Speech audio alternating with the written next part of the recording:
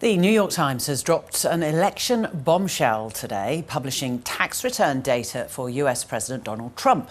Chief Foreign Correspondent Philip Williams has more from Washington. According to the New York Times, not according to the president, his wealth, well, he's not as wealthy as we thought.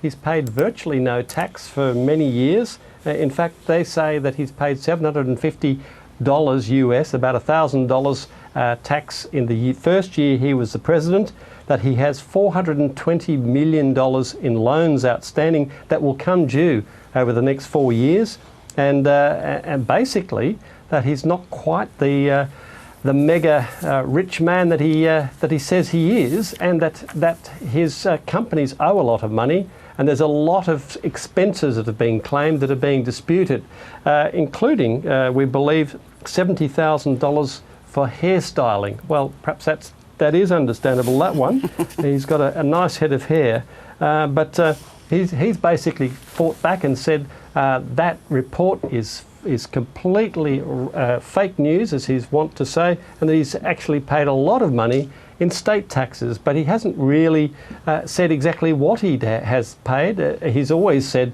that because there's a dispute with the IRS, that he can't reveal what what he has or hasn't paid. But here's how he put it to the questions of whether this was actually true or not. It's fake news. It's totally fake news. Made up, fake. We went through the same stories. You could have asked me the same questions 4 years ago. I had to litigate this and talk about it. Totally fake news. No, actually, I paid tax, and you'll see that as soon as my tax returns. It's under audit. The timing of this, so close to the election, just before the debates come, it harks back to information being released about Hillary before the last election, doesn't it? Well, it does, and no doubt the president will say this is a conspiracy. He's had a go at the New York Times, said they haven't written a positive thing about him since he became president, so he's really discrediting this report. The New York Times is protecting its sources, it says, so can't reveal the actual paperwork itself, because that would reveal where it came from, apparently, and so we can't independently check that. And that will be to their detriment. No doubt the president will use that as further evidence that they're not telling the truth.